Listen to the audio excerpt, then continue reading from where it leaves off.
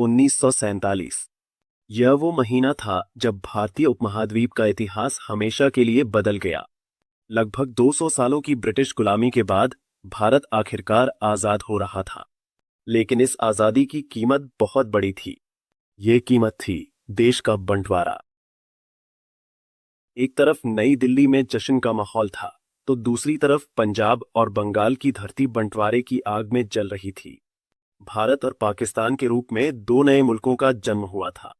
लेकिन इस विभाजन की कहानी केवल ब्रिटिश इंडिया के दो टुकड़ों में बंटने तक सीमित नहीं थी। इस कहानी का एक सबसे जटिल और अनसुलझा अध्याय था रियासतों का भविष्य। और उन्हीं रियासतों में से एक थी हिमालय की गोद में बसी जन्नत, जम्मू और कश्मीर। आज के इस पहले भाग में हम समझेंगे कि विभाजन की वह क्या पृष्ठभूमि थी जिसने कश्मीर को उपमहाद्वीप के सबसे बड़े विवाद का केंद्र बना दिया। बंटवारे के बीज बहुत पहले बोए जा चुके थे।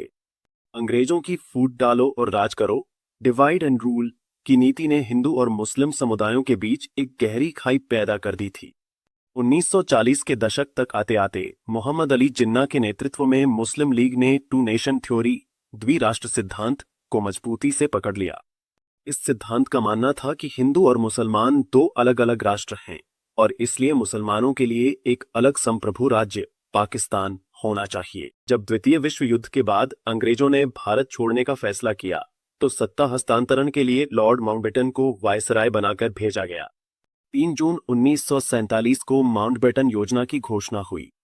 इसके तहत तय हुआ कि ब्रिटिश भारत को धार्मिक बहुलता के आधार पर दो देशों में बांटा जाएगा, हिंदू बहुल भारत और मुस्लिम बहुल पाकिस्तान। ब्रिटिश वकील सिरिल रेडक्लिफ को सीमा रेखा खींचने का काम सौंपा गया।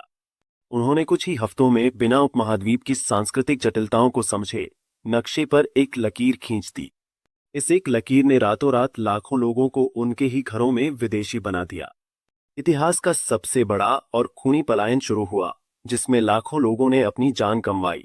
ब्रिटिश इंडिया सिर्फ उन प्रांतों से नहीं बना था जिन पर अंग्रेजों का सीधा शासन था।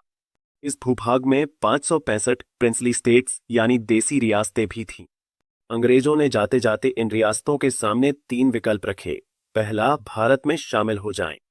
दूसरा, पाकिस्तान में शामिल हो जाएं। तीसरा, चाहें तो एक स्वतंत्र देश के रूप में रहें। भारत के पहले गृह मंत्री सरदार वल्लभ भाई पटेल और उनके सचिव वीपी मेनन ने कूटनीति और दृढ़ता का बेजोड़ उदाहरण पेश किया। उन्होंने भौगोलिक स्थिति और जनमत को ध्यान में रखते हुए लगभग सभी रियासतों को भारत में विलय के लिए राजी कर लिया। लेकिन जूनागढ़, हैदराबाद और कश्मीर, ये 3 रियासतें ऐसी थी जिनके शासक आसानी से फैसला नहीं ले पा रहे थे। इनमें से सबसे रणनीतिक, सबसे बड़ी और सबसे जटिल रियासत थी कश्मीर। कश्मीर की स्थिति बाकी सभी रियासतों से बिल्कुल अलग थी। यहाँ की आबादी का बड़ा हिस्सा, लगभग 77% मुस्लिम था, लेकिन वहाँ के शासक एक डोगरा हिंदू राजपूत थे, महाराजा हरि सिंह। भौगोलिक दृष्टि से भी कश्मीर बेहद संवेदनशील था। इसकी सीमाएं नवनिर्मित भारत और पाकिस्तान दोनों से लगती थी। इसके अलावा इसकी सीमाएं चीन और अफगानिस्तान के भी करीब थी।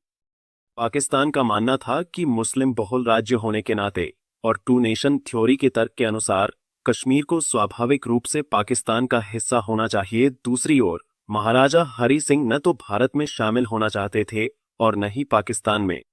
उनका सपना जम्मू कश्मीर को पूरब का स्विट्जरलैंड बनाने का था, एक पूरी तरह से स्वतंत्र, निष्पक्ष और संप्रभु देश। 15 अगस्त 1947 आ गया, लेकिन महाराजा हरि सिंह ने अपना फैसला नहीं सुनाया। समय निकालने के लिए उन्होंने दोनों देशों के सामने स्टैंड स्टिल एग्रीमेंट, यथास्थिति समझौता का प्रस्ताव रखा। पाकिस्तान ने इस समझौते पर हस्ताक्षर कर दिए, लेकिन भारत ने कहा कि उसे इस पर और चर्चा की जरूरत है। पाकिस्तान ने स्टैंड स्टिल एग्रीमेंट पर हस्ताक्षर तो कर दिए, लेकिन उसके इरादे कुछ और ही थे। उसने कश्मीर पर दबाव बनाने के लिए वहां पेट्रोल, नमक और राशन जैसी जरूरी चीजों की सप्लाई रोक दी।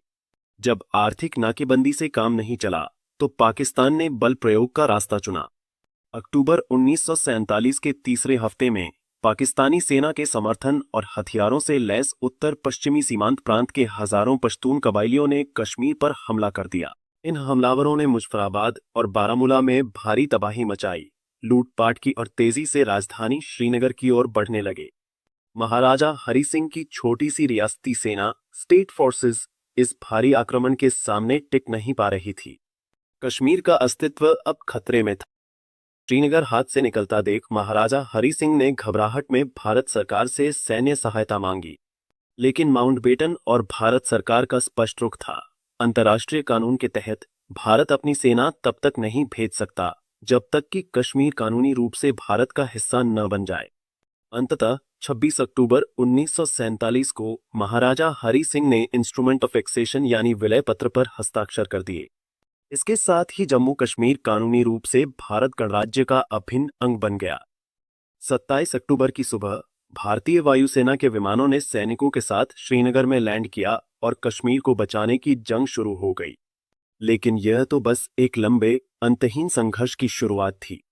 भारतीय सेना के पहुंचने के बाद क्या हुआ, संयुक्त राष्ट्र यूएन की एंट्री कैसे हुई और लोसी कैसे बनी, यह जानेंगे हम इस सीरीज के दूसरे भाग में।